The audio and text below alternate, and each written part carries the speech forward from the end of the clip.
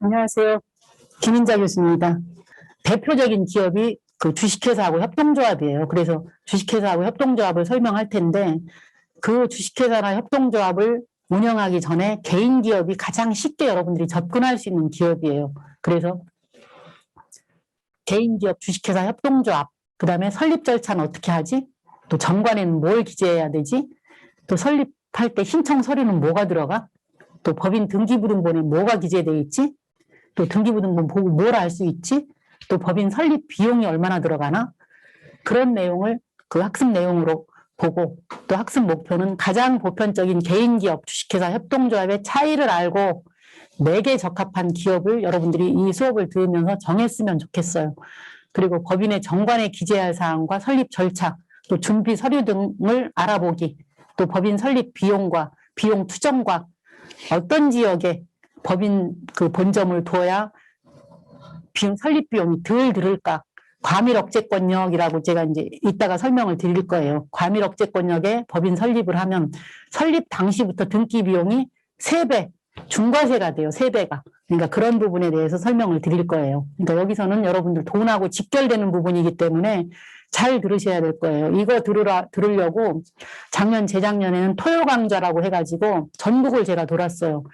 대전에서 강의 들으신 분이 부산으로 또 오셔가지고 인사를 하더라고. 자기 사모님 데리고 와갖고 우리 집사람이라고 어떻게 오셨어요? 그랬더니 아니 부산에 또 교수님 강의가 떠서 지금 우리 집사람도 같이 들으려고 왔다고 이제 이렇게 하시더라고요. 그러니까 이 부분을 굉장히 보면 좀 듣고 싶어 하시는 그런 부분이에요. 이따가 그 다음 3번째 시간에 할 증여 상속 관련된 부분하고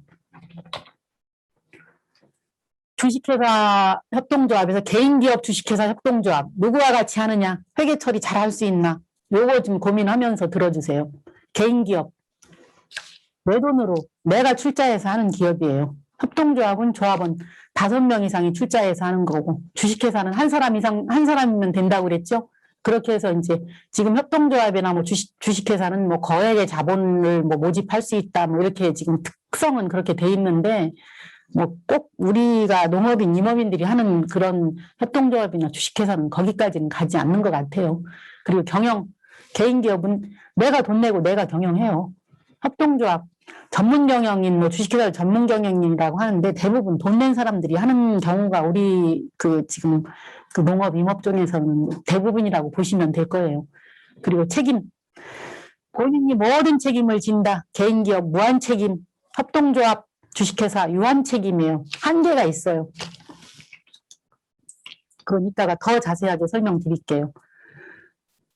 그리고 의사결정, 개인기업 내가 그냥 결정해요. 돈 낸 사람이.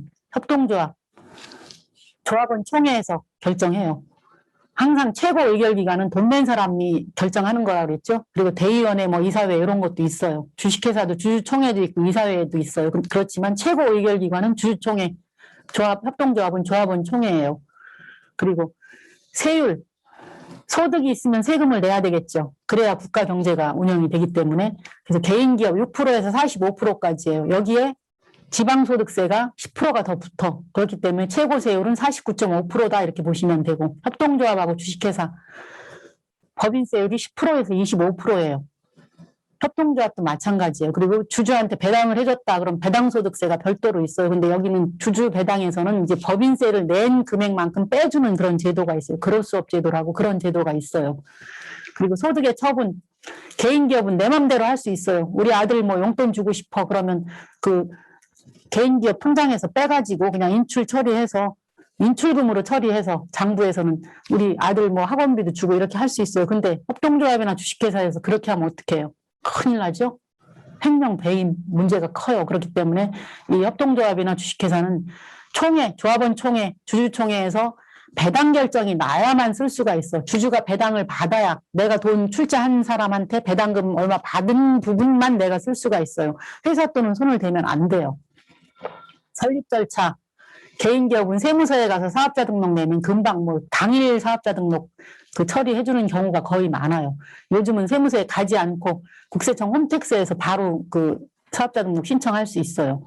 협동조합은 행정청에 조합 설립 신고를 하고 첫 번째, 두 번째 법원에 법인 등기하고 세 번째 세무서에 가서 사업자 등록을 해야 돼요. 그러니까 3단계를 거쳐야 협동조합은 만들어져요. 근데 주식회사는 법원에 법인 설립 등기 한 번 하고 세무서에 가서 사업자 등록하면 2단계, 주식회사가 조금 더 협동조합보다는 설립 절차가 한 단계가 줄은 거죠. 회사 폐업, 개인기업은 마음대로 할 수 있어. 그냥 하기 싫으면 그 폐업 신고 내고 뭐 이렇게 땅이고 건물이고 뭐 거기 공장에 쓰던 거 다 팔아버리면 돼요. 근데 협동조합은 돈 낸 사람들이 아 이거 우리 청산하자. 이런 청산 절차를 거쳐야 돼. 청산총회가 있어야 돼요. 주식회사 마찬가지 주주총회에서 결정을 해요. 청산 절차를 거쳐야만 회사에 있는 재산 움직일 수가 있어요. 출자금 양도 자유롭다고 그랬죠. 우리 주식회사나 협동조합.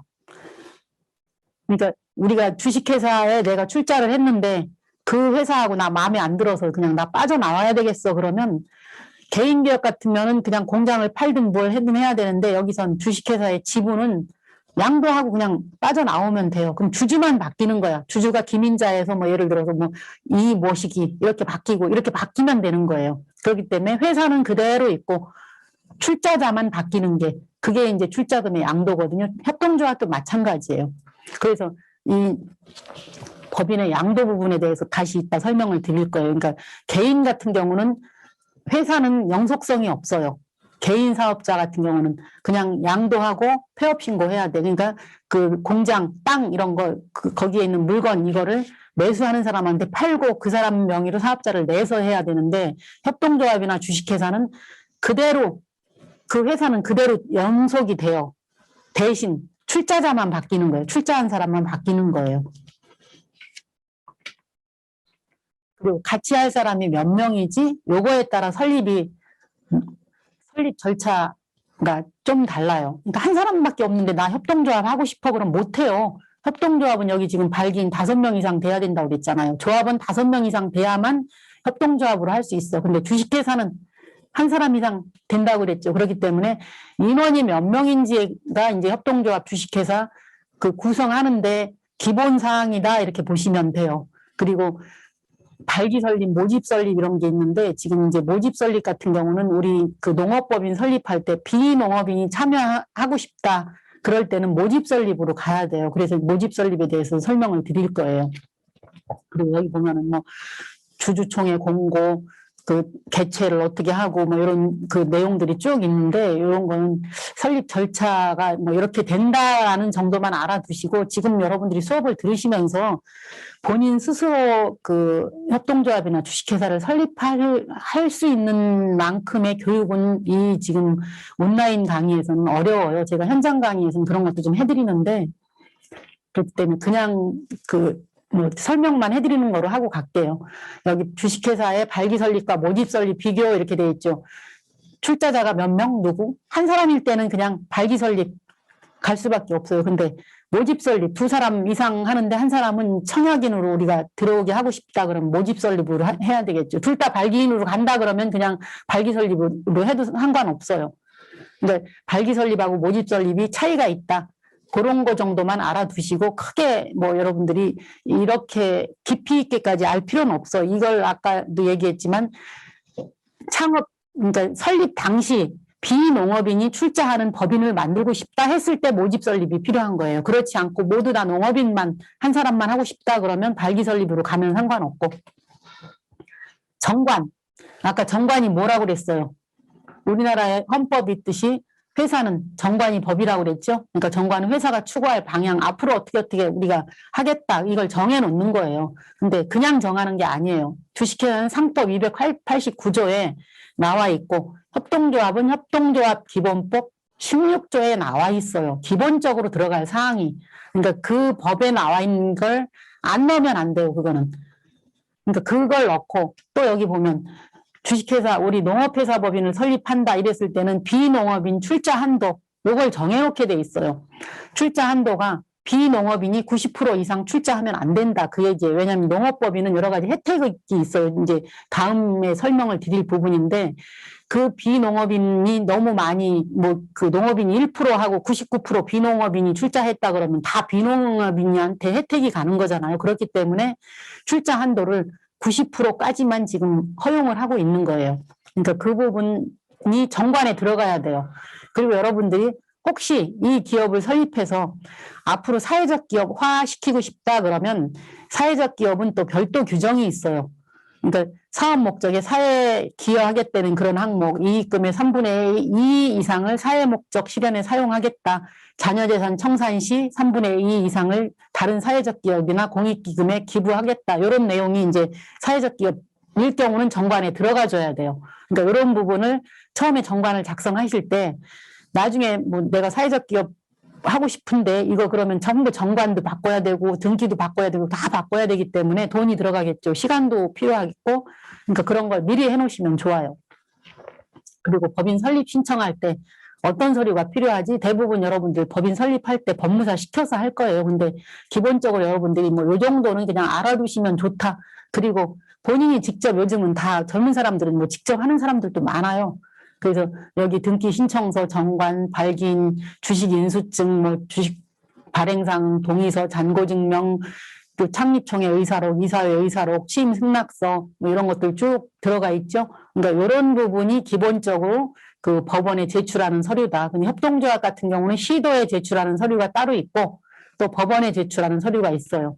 그러니까 요걸 좀 그 협동조합은 2단계, 사업자 등록까지 아까 3단계라고 그랬죠. 주식회사는 법원에 법인 설립 신고하고 세무서에 사업자 등록 2단계라고 그랬죠. 그러니까 그게 여기 지금 나와 있는 거예요.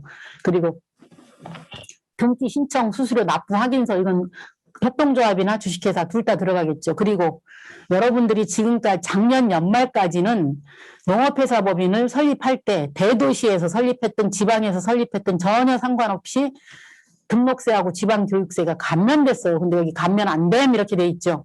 올해부터 감면 안 돼요. 그러니까 여러분들이 농업법인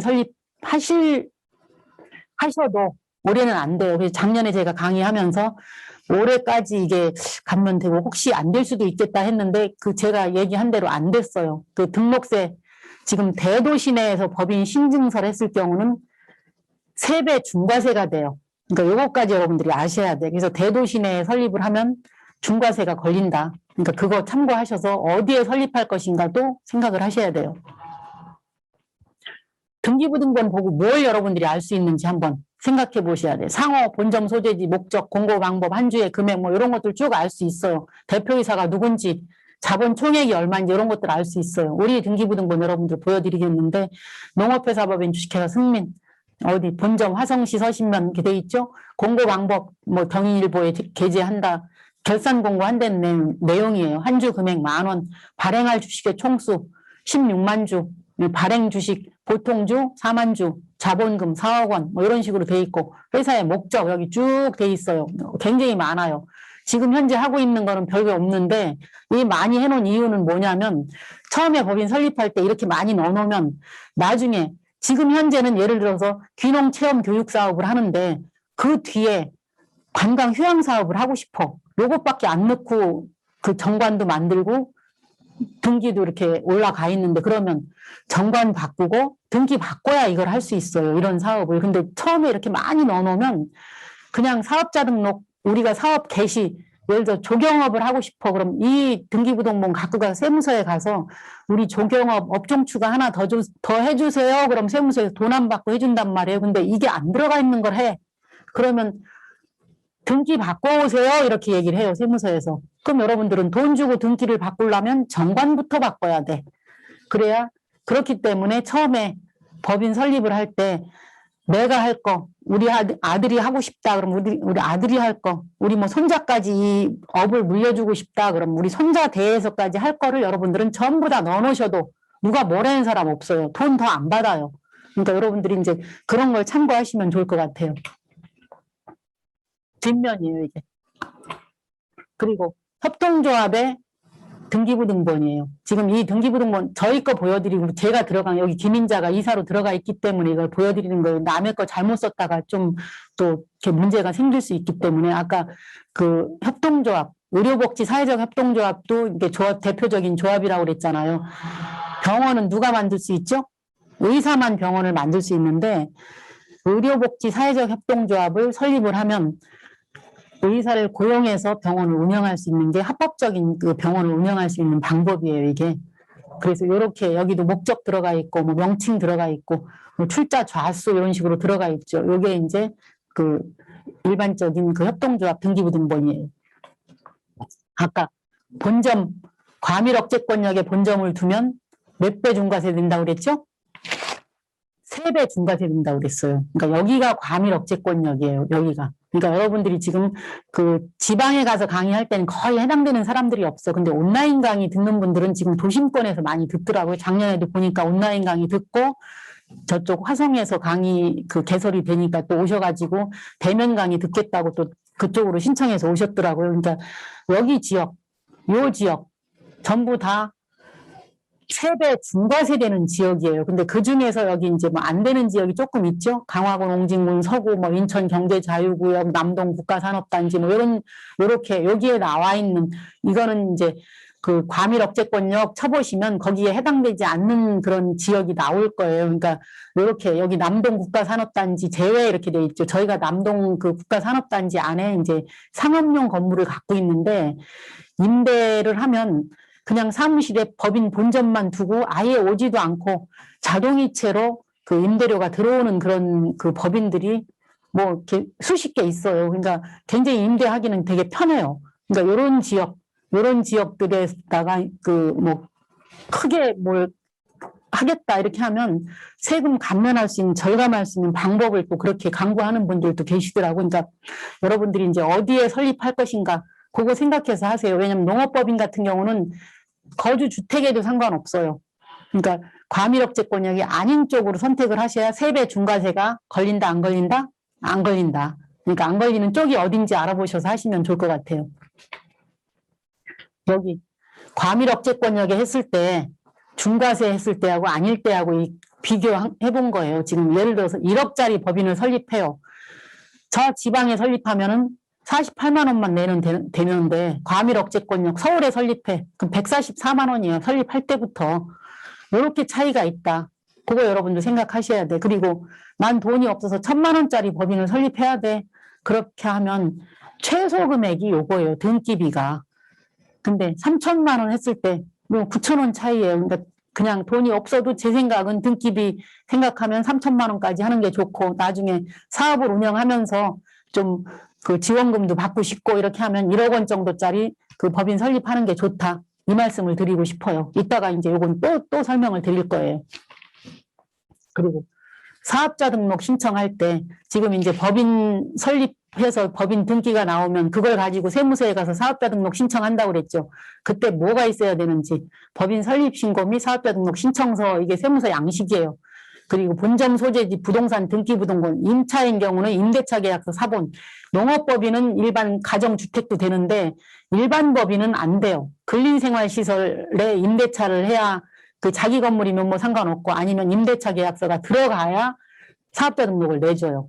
그리고 법인 등기부등본하고 인감증명서, 뭐 법인 도장, 그 주주 누가 돈을 냈느냐 요거에 대한 그 명부가 들어가야 되고 인허가 해당되는 법인은 인허가 등록 필증 또 현물출자가 있으면 이제 현물출자 명세서 이런 것들이 들어가야 이제 세무서에서 사업자 등록을 해줘. 그리고 국세청 홈택스에서 그냥 직접도 할 수 있어요. 사업자 등록증은 이렇게 생겼어요. 간단해요. 아까 우리 법인 등기부등본에 뭐 여러 가지 많이 있었잖아, 종목이. 근데 사업자 등록증은 지금 현재 하고 있는 것만 하나씩 빼서 쓰면 돼요. 등기부등본에 들어가 있는 거 다 사업자 등록에 올리는 게 아니고. 그러니까 사업자 등록하고 등기부등본하고는 내용이 같다 다르다? 달라요. 다르지만 등기부등본에 있는 것만 사업자 등록에 올 수가 있어요. 등기부등본에 없는 거를 사업자 등록에 올리고 싶다 그러면 정관하고 등기를 바꿔야 되는 거예요. 그리고 여기서 한번 또 생각을 해보세요. 나는 기록을 꼼꼼히 잘할 수 있나? 잘 못하는 사람이 덥석 주식회사 설립했어. 그리고 막 돈도 그냥 마음대로 그 법인 통장 거 써. 이렇게 하면 어떻겠어요? 어렵겠죠? 그리고 나와 함께 사업할 사람 몇 명? 누군가? 이것도 생각해 보셔야 돼. 5명 이상 되면 협동조합 할 수 있다고 그랬죠. 근데 5명 미만이면 안 돼요. 그리고 회사의 규모, 형태, 설립 방법 이런 것도 설명드린 대로 그거 참고하셔서 생각하시고 또 회사 설립 및 운영 시 기준이 되는 규정 뭐라고 그랬어요? 대한민국의 헌법이 있고 규정, 회사는 정관이 있다 그랬죠? 회사의 기본 서류, 등기부등본, 사업자 등록증에 기록되어 있는 것이 뭐지? 이런 거 또 보시면 아셔야 돼. 등기부등본을 보고 뭘 아셔야 돼. 예를 들어서 등기부등본 그 말소사항까지 다 떼어보면 이게 몇 년도에 생겨서 맨 첫 번째 대표이사는 누구, 본점은 어디, 두 번째는 대표이사가 누구, 이게 쫙 회사의 역사가 나와요. 등기부등본에. 근데 거래를 하다가 처음에는 돈을 잘 주다가 거래하는 도중에 뭐 돈을 잘 안 갚어. 그럼 여러분들이 뭘 떼봐야 돼요? 사업자 등록 봐봐야 별게 볼 게 없어. 등기부등본 떼보셔야 돼요. 그럼 등기부등본에 그 회사의 역사가 나온다 그랬죠. 예를 들어 지금 현재 대표이사는 김인자야. 근데 처음엔 돈 잘 주다가 지금 돈을 한 6개월 뭐 되고 그 6개월 있다가 뭐 어음 막 한 6개월짜리 끊어줘. 그럼 1년 가잖아요. 아 이게 앞으로 거래 계속 해야 될까? 이런 걸 고민을 하시면 등기부등본 떼보세요. 그러면 과거에 혹시라도 과거에 거기하고 거래가 있었는지 이런 것도 생각을 해보셔야 돼요. 그러니까 지금 현재 김인자 대표이사만 보지 말고 옛날에 뭐 그 대표이사가 뭐 이 뭐셔 그러면 그 사람하고 내가 거래한 적이 있는지 그런 것도 한번 보셔야 돼. 그래서 등기부등본 가지고 그 기업의 역사를 알 수 있다. 이런 것도 보시고 본점을 어디다 둬야 돼. 등기비용 과밀업체권역에 본점 두면 등기비용 3배 중과된다고 그랬죠. 그런 거 여러분들 고민하셔서 회사를 설립할 때 좀 참고하셨으면 좋겠어요.